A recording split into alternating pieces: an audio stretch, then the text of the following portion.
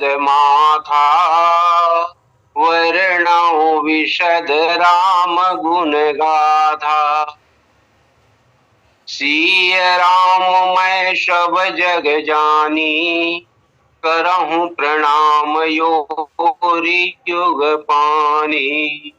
मंगल भवनय मंगलहारी, द्रवहु सो दशरथ यजिर बिहारी। श्री राम जय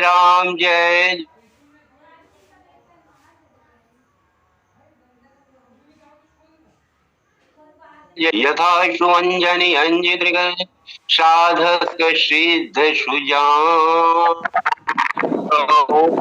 देखत शैल बन भूतल भूरि निधान। अधिक एक ते एक अनेका, इस प्रकार एक विचित्र है, विचित्रता है। इसके बाद भी जब वो कहते हैं कि नारद श्राप दिन एक बारा, जब ये कहते हैं कि नारद श्राप दिन एक बारा, जब वो ये कहते हैं तब पार्वती अम्बा का कितनी निष्ठा है गुरु के प्रति, ये देख लीजिए। जैसे ही वो कहते हैं कि नारद श्राप दिन, तो नारद जी ने श्राप दिया भगवान विष्णु को।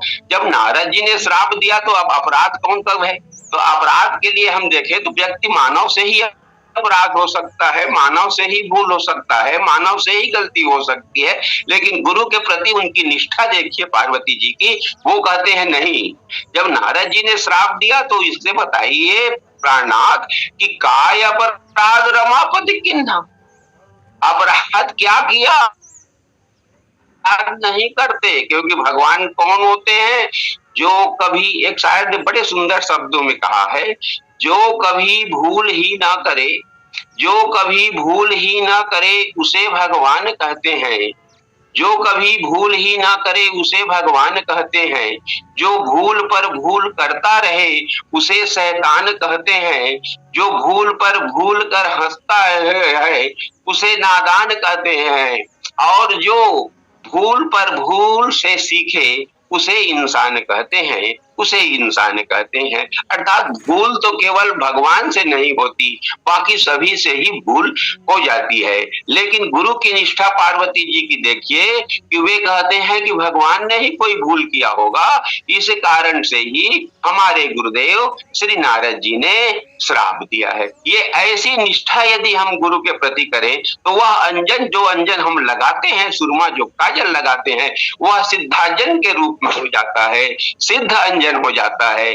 और ऐसे सिद्ध अंजन यदि हम लगाएंगे तो यथा सुअंजनी अंजिद्री, नेत्रों में ऐसे अंजन की आवश्यकता है। तो इसके लिए 3 प्रकार ही है, साधक सिद्ध सुजान।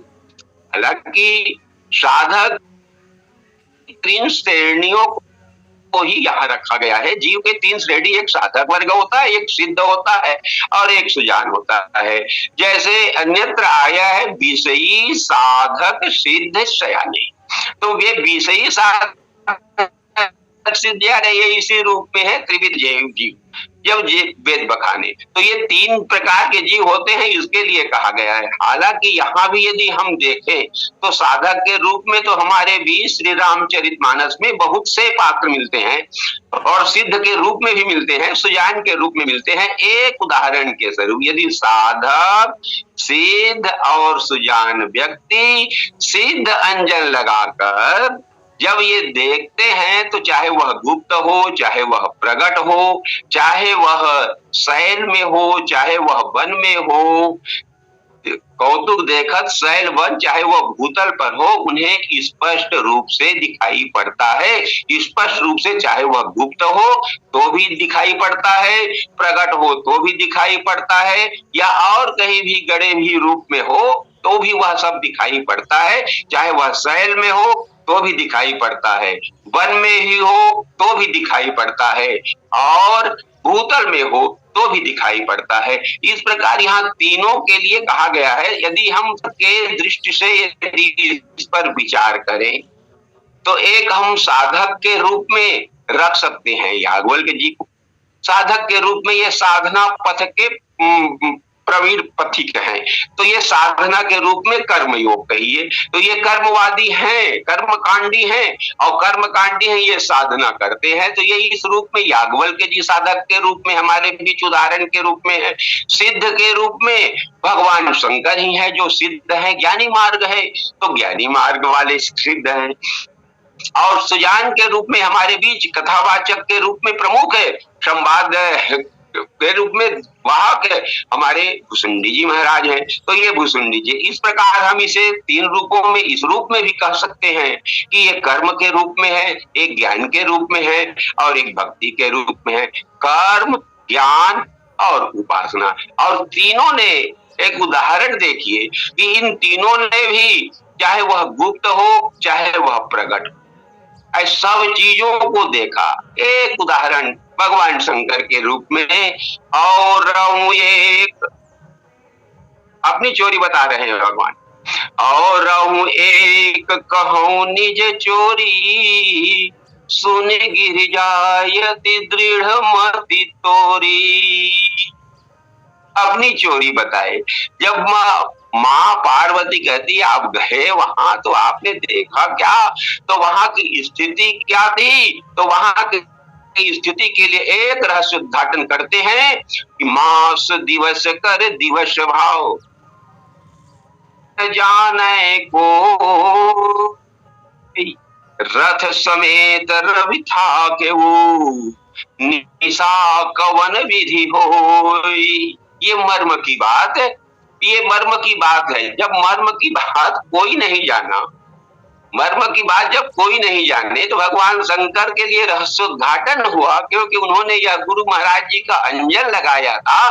तो इस गुरु महाराज जी के अंजन, इस निष्ठा के रूप में उनको दिखाई पड़ा, चाहे वो कथावाचक के रूप में याज्ञवल्क्य कह लीजिए या भुसुंडी जी महाराज कह लीजिए, ये तीनों को ये दिखाई पड़ता है। तो ये सिद्ध के रूप में भगवान शंकर देखते हैं और कहते क्या है, यह रहस्य काहू नहीं जाना, दिन मनि चले करत गुणगाना। गुणगान करते इस रहस्य को अयोध्यावासी नहीं जाने, अयोध्यावासी नहीं जाने तो ये जान गए, तो इनके जानने का प्रभाव तो सिद्धांजन का प्रभाव है, ये सिद्ध के रूप में। ऐसे ही तीनों वक्ता के लिए तो इस रूप में, तो ये हम कह सकते हैं गुप्त भी प्रकट हो जाते हैं, और प्रकट तो प्रकट है ही। प्रकट के रूप में हम कह सकते हैं वहां की स्थिति देखिए, तो जो प्रकट है तो तेही अवसर प्रकट था वहां, तेही अवसर जो जेहि विधि आवा, दीन भूप जो जेहि मन भावा, गज रथ तुरग हेम गोहीरा, दीन्हे नृप नाना विधि चीरा। यथा स्थिति क्या थी वहां की, तो मन संतोषे सबन के, जह तह देहि असीस, सकल तनय चिर जीवहु, तुलसीदास के। तुलसीदास जी के ईश्वर, ये उन्होंने प्रत्यक्ष रूप से देखा, ये एक भाव के रूप में ये सिद्ध है, यानी ज्ञानी मार्ग, ज्ञानी। ऐसे ही सुजान भी गए, भुसुंडी जी भी गए, तो भुसुंडी जी ने कहा जूठा न परई अजीरम, सो उठाय करि खाओ। ये प्रकट स्थिति में देखे, वो प्रकट स्थिति में भी भगवान खेल रहे हैं। काग के भाग कह सकते हैं हम, काग के भाग बड़ो सजनी, हरि हाथ पे ले गए माखन रोटी। शायद रसकान जी ने लिखा हुआ कौन से कौवा था, तो वह भुसुंडी रूपी कौवे थे। वह कौवा ऐसा था जो जूठा न परई अजीर मह, सो उठाए कर खाओ, वो उठा कर खाते। ये प्रकट रूप में स्थिति थी, तो वह प्रकट स्थिति में उन्होंने, स्थिति में जैसे ही उनको थोड़ा सा भ्रम हुआ, तो भगवान ने उनको वह दिव्य चरित्र, अद्भुत लीला का प्रदर्शन किया। और अद्भुत लीला का प्रदर्शन किया जब देखा, लेकर के गए उस मालपुए को लेकर के जब दौड़ने लगे, तो राम गहन कह भुजा पसारी। राम गहन कहे भुजा का भुसुंडी कहते हैं, गरुड़ मुझे भगवान पकड़ने के लिए मुझे पकड़ने के लिए उन्होंने हाथ फैलाया और मैं चलता रहा सप्तावरण भेद करी, कए जहां गति मोह। मैं देखता रहा और जाता रहा, सप्तावरण सभी जगह दौड़ता रहा, लेकिन देख रहा तो युग अंगुल कर बीच सम।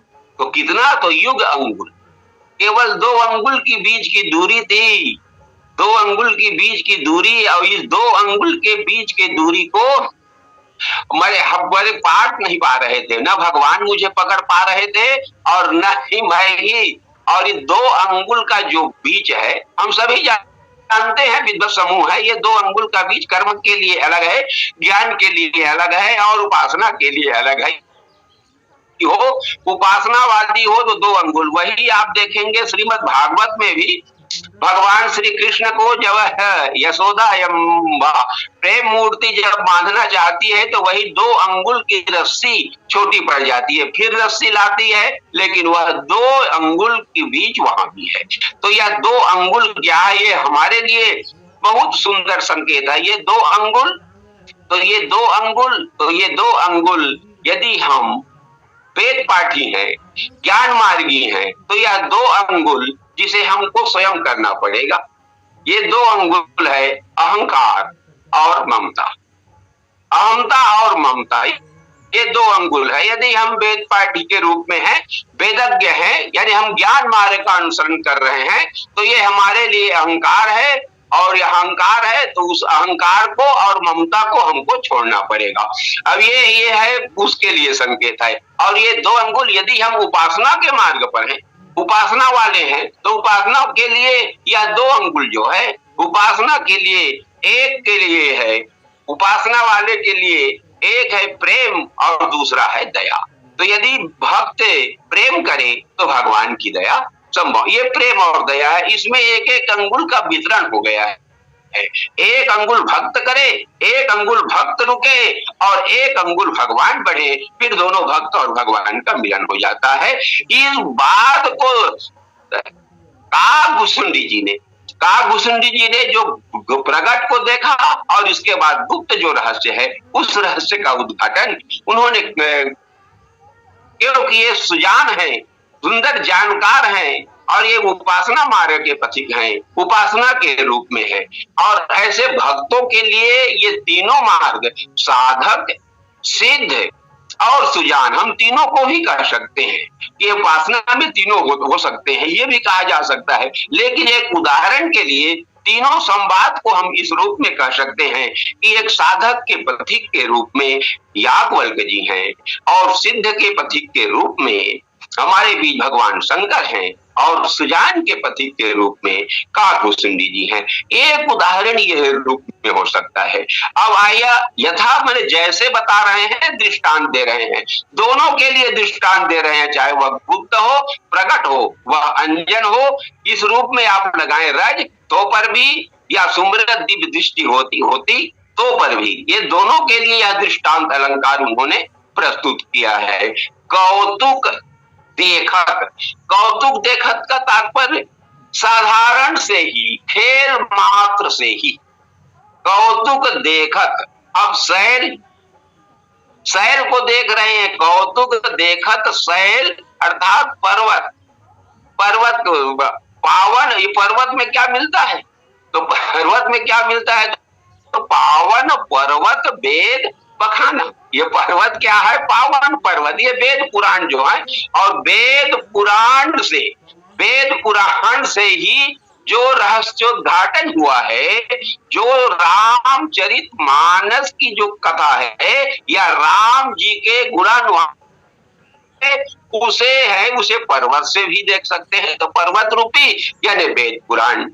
और इसी प्रकार हम कह सकते शैल वन, और वन में साधारण अर्थों में लौकिक भाव में हम ले सकते हैं, विभिन्न प्रकार की औषधियां प्राप्त होती हैं। ये साधारण अर्थ में वन से हमको औषधियां प्राप्त होती हैं। इन औषधियों का यदि हम सही रूप से उपचार करें, इसका इलाज करे तो हमारे अंदर का जो रोग है वह रोग ठीक हो सकता है। वह भी हमको दिखाई पड़, विभिन्न प्रकार की औषधियां हमको दिखाई पड़ती हैं। तो ये औषधियां हैं, ये कह सकते हैं। या यदि हम इसी के रूप में, एक हमारे गुरुदेव हुआ करते थे जो हमारे हैं, तो वे कहा करते थे इस वन का अर्थ जल भी हम ले सकते हैं, ऐसा कहा करते थे वे। तो इसका वन का अर्थ यदि हम जल भी ले तो हमको माणिक्य मिलेगा, मोती मिलेगा, सीपी मिलेगा। तो ये मणि माणिक्य मिलेंगे। तो राम भगत मणि कह लीजिए, राम भगत मणि भक्त कर जाके, तो ये मणि के रूप में हमको दिखाई पड़ेंगे। ये मिलते हैं, अभी किनको मिलते हैं? तीनों को मिलते हैं ना, साधक को भी, सिद्ध को भी और सुजान को भी। तो ये देख कौतुक देखत शैल वन भूतल और मैदान में तो सभी प्रकार की वो है। तो ये सभी प्रकार जो हमको दिखाई पड़ता है, ये मैदान में भी हमको इस भूमि में प्राप्त होता है। सभी प्रकार की वस्तुएं ये जो मैदान से ही प्राप्त होता है, तो ये भी हमको दिखाई पड़ते हैं। तो रामचरित गुणों को यदि हम गुरुपद रज रूपी अंजल को लगाते हैं, जो सिद्धांजन, तब हमको सभी प्रकार, चाहे वह गुप्त हो चाहे वह प्रकट हो, सभी प्रकार के मणि और माणिक्य प्राप्त होते हैं। इस प्रकार यह दृष्टांत सरलार्थ रूप में प्रस्तुत किया गया है। आइए एक दो भाव जो तीनों के रूप में है। भरत जी को उस शैल पर मिला, भरत जी को कहा मिला? तो भरत जी को शैल, यदि हम शैल कहें, इसमें के शैल कहें साधारण अर्थों में, तो सुबेल हो सकता है, सुबेल शैल भी हो सकता है।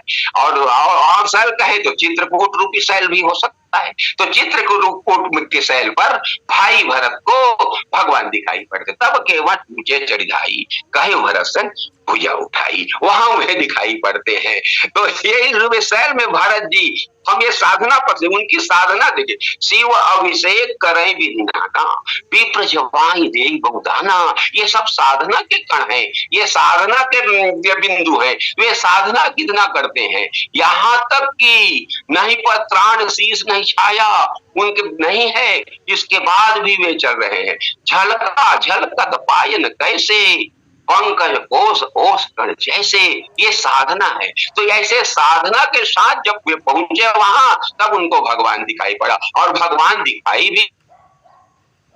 पड़े, भगवान दिखाई भी दिए। तो भगवान तो दिखाई भी दिए, किस रूप में दिखाई दिए, किस रूप में मिलते हैं? भगवान के लिए बड़ा सुंदर एक संकेत आया कि भगवान जब है, भाई लक्ष्मण ने जब तक नहीं कहा भरत प्रणाम करत महिमा था, जब वे लकुटी के नाई गिर गए, भरत जी जब लकुटी के नाई जब गिर गए, तब वे जब गिर गए और लक्ष्मण जी ने जब भी कहा कि ये गिर गए हैं, आपको प्रणाम कर रहे हैं, भाई भरत आपको प्रणाम कर रहे हैं प्रभु, तब भाव यह है। क्या हमारे कबीरदास जी ने एक पंक्ति लिखी है बड़े सुंदर शब्द में, क्या भगवान जो है भरत जी के वह पुकार नहीं सुने थे? भाई भरत जी के, क्योंकि चींटी के पग नूपुर बाजे, चींटी के पग नूपुर बाजे, वह भी साहेब सुनता है। चींटी के पग, अब चींटी कितनी बड़ी होती है, उस चींटी के पग पर यदि नूपुर बांधा जाएगा तो वह भी कितना बड़ा होगा, विचार कीजिए। और उसकी आवाज कितनी होगी, और उस आवाज को स्वर सुन लेता है। तो क्या जब यहाँ से पुकार कर रहे हैं भाई भरत जी, तो भाई भरत जब पुकार कर रहे हैं तो भगवान नहीं सुन पा रहे? तात्पर्य यही है कि लक्ष्मण, तुमने मुझे पहले कहा था, तुमने मुझे नाथ सुहृद सुटि सरल चित जानिय आप समान। हे लक्ष्मण, तुम पहले कह रहे थे कि आपका हृदय सुहृद है, आप अपने ही समान संसार को जानते हैं। तो आप बता लो, आपकी नजरों में भरत कैसा है, ये बताओ ना तुम। आपकी नजरों में भरत, मैं तो सबको समान समझता हूँ, मैं तो सुहृद हूँ, आप अपने नजरों में बता लो कि भाई भरत कैसा है। जब भाई भरत कैसा है लक्ष्मण जी ने कहा, तो तुरंत भगवान उठ खड़े हुए और किस रूप में खड़े हुए? कहूँ पट, कहूँ पट, कहूँ निसंग धनि तुईरा, उठे राम सुन प्रेम अधीरा, उठे राम सुन प्रेम अधीरा। प्रेम के अधीर होकर भगवान हैं। किसी ने पूछा कभी भगवान से कि प्रभु रहे थे तो धनुष क्यों छोड़ दिए, पट को क्यों छोड़िए? कहूँ पट, कहूँ निशान पट है, कहीं धनुष है, कहीं तीर है, ये ऐसा आपने क्यों छोड़ दिया? आपको तो नहीं चल। ये तो हम सरल शब्दों में लौकिक भाव पर कह सकते हैं, यह प्रेम की अधीरता है, प्रेम की पराकाष्ठा है, प्रेम की पराकाष्ठा के, क्योंकि भगवान राम ही केवल प्रेम प्यारे, जान ले जो जान निहारे। ये प्रेम की पराकाष्ठा के कारण भगवान ने ऐसा किया। हम कह सकते हैं क्योंकि दोनों भाइयों में अगाध प्रेम है, अटूट प्रेम है, अपार प्रेम है, इसलिए इस प्रेम को प्रदर्शित करने के लिए उन्होंने ऐसा किया। और दूसरे शब्दों में बड़े सुंदर संकेत है कि वे कहूँ पट इन माया, यदि हम संत से मिले तो माया का आडंबर हमारे पास नहीं होना चाहिए। भगवान ने वह माया का आडंबर छोड़ दिया और धनुष पर क्यों छोड़ दिया?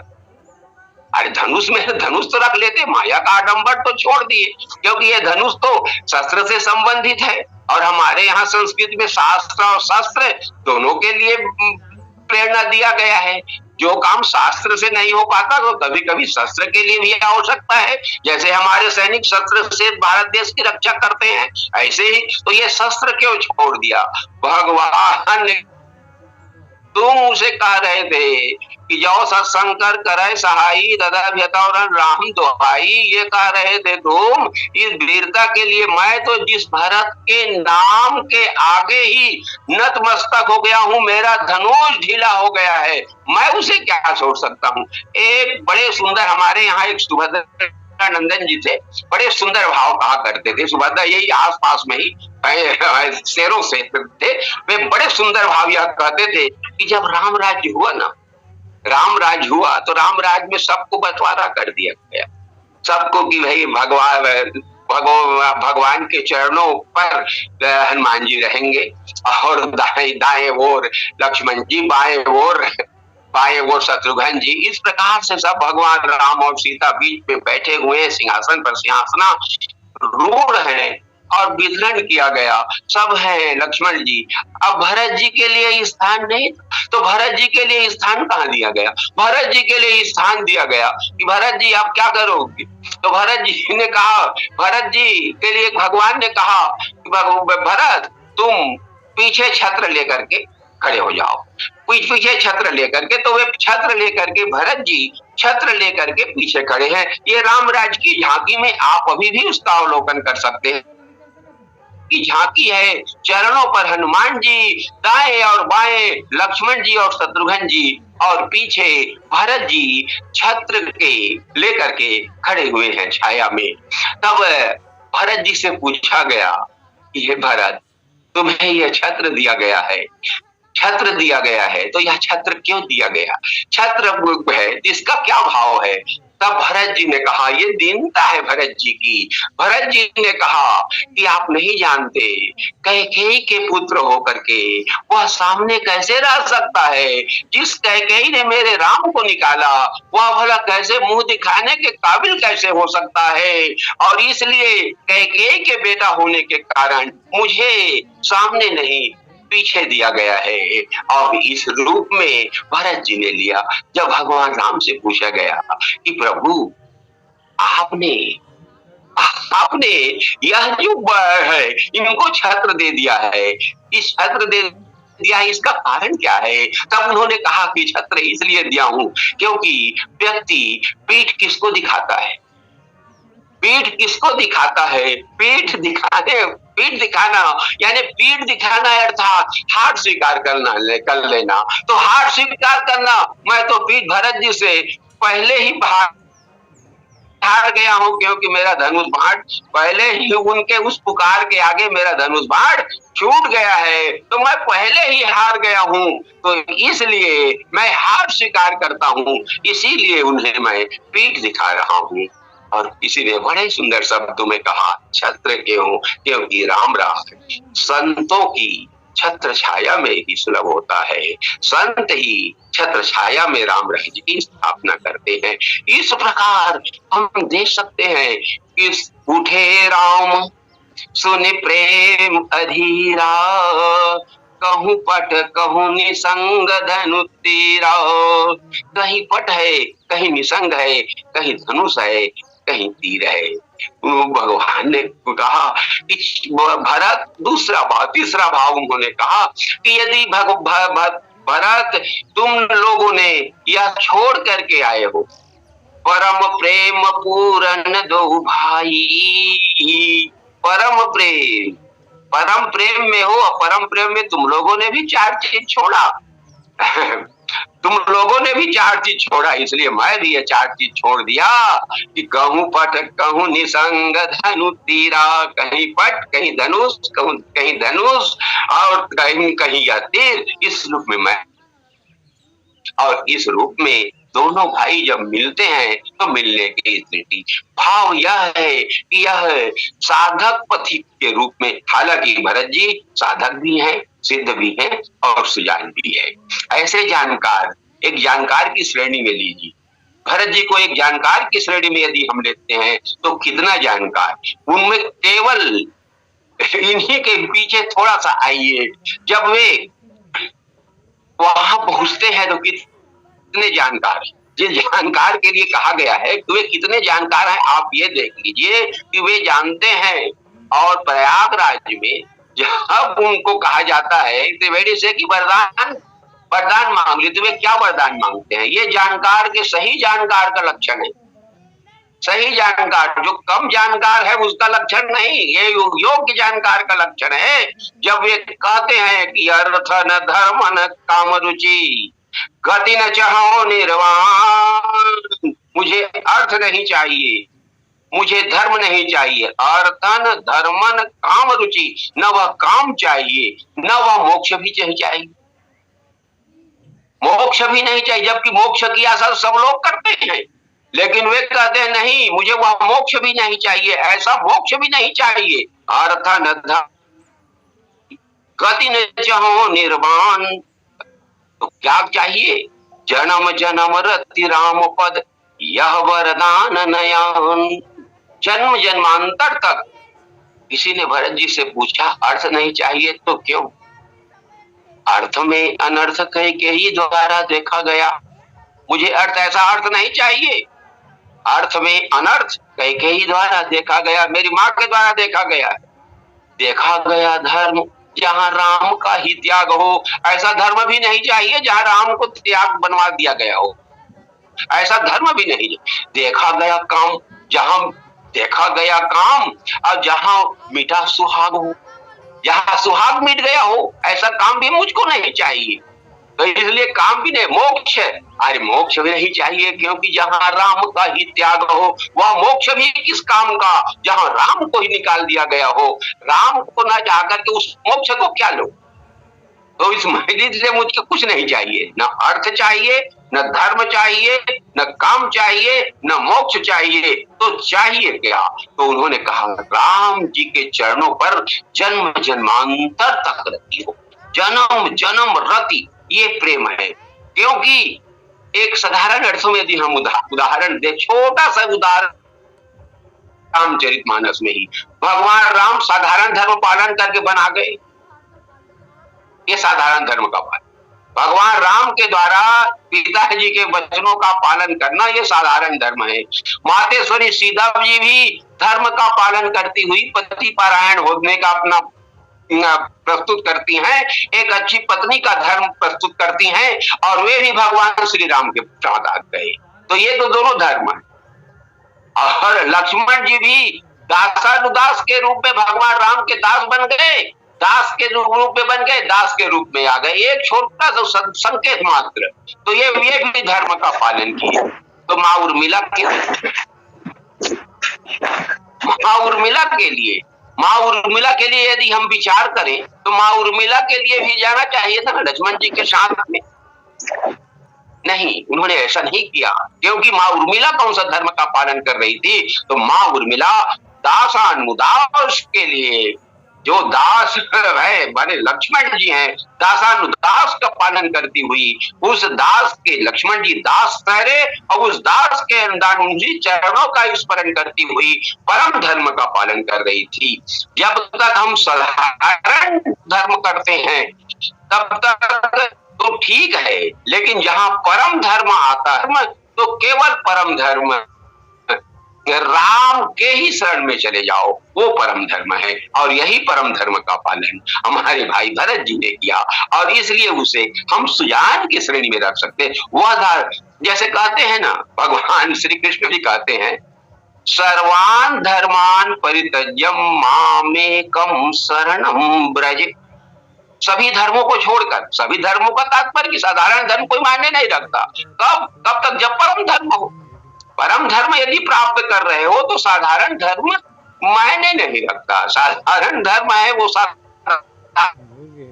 विलुप्त हो जाता है। तो इसलिए परम पालन करो, और इसी परम धर्म का संकेत हमारे श्री भरत जी ने भी दिया, क्योंकि राम के चरणों पर जन्म जन्मांतर तक रति होना परम धर्म का है। तो इस प्रकार भाई भरत साधक भी हैं, सिद्ध भी हैं और सुजान भी हैं। उन्होंने भी सभी बातें बिल्कुल सही ढंग से उन्होंने प्रस्तुत किया है। एक उदाहरण के लिए कथाएं अनेक हैं, इसलिए हम देखें एक छोटा सा उदाहरण प्रस्तुत करते हुए, हम बाड़ी 1-2 मिनट का समय शेष है, बस अब इसमें एक उदाहरण के लिए कि साधक को मिलता क्या है। तो देखिए ये सब जो प्रकट है, हो गया क्या समय? नहीं, बोलिए महाराज, बोलिए, 2 मिनट बचा, बोलिए 2 मिनट एक साथ है। इसीलिए परम धर्म का उन्होंने बड़े सुंदर ढंग से जहां भी है, और उन्होंने एक परम धर्म के लिए भाई भरत ने, तुम चाहे जैसे भी करा लो, भाई भरत का ये पशु नाचत सुख पाठ प्रवीणा, भगवान भाई भरत जी ने बड़े सुंदर संकेत किया। और इसीलिए वहां जाने के बाद भी उन्होंने भगवान के वचनों पर किसी भी प्रकार कोई कटाक्ष नहीं की। जब उन्होंने प्रशंसा किया, नहीं तो प्रशंसा के वे सुनने के आदि नहीं, प्रशंसा सुनने के आदि नहीं है, वे अपनी प्रशंसा नहीं, उनका विलक्षण देखिए। जब लोग कह रहे हैं कहीं परस्पर मिली 10-5 भरत स्नेहशील सुचि साचाओ, बैखा नस बटु गृही उदासी। सब लोग कह रहे हैं क्या कि भरत जी 5-10 लोग मिलकर के भरत जी सराहना करने के योग्य हैं, प्रशंसा करने के योग्य हैं। तो भरत जी को क्या सुनाई पड़ता है? भरत जी को, भरत जी की प्रशंसा कर रहे हैं, लेकिन भरत जी सुनते क्या है? उसी के बिल्कुल सुनत राम गुण, देख लेंगे उस पंक्ति को, सुनत राम गुण कर रहे हैं प्रशंसा भरत जी की, और भरत जी सुन रहे हैं, सुनत राम गुण ग्राम सुहाए, भरत ध्वज आश्रम प्रभु आए। वो कर रहे हैं सब लोग भरत जी की प्रशंसा, और भरत जी सुन रहे हैं राम की प्रशंसा। ऐसे भरत जी को नतमस्तक करते हुए मैं वाणी को विराम दे रहा हूं। ऐसे उदाहरण के रूप में महादेव जी ने रकारादीन भी लगाए, और बस इन्हीं के साथ में वाणी विराम, और बाकी के लिए, शेष के लिए अविराम, और सबको राम राम, सीताराम, सीता। अधिक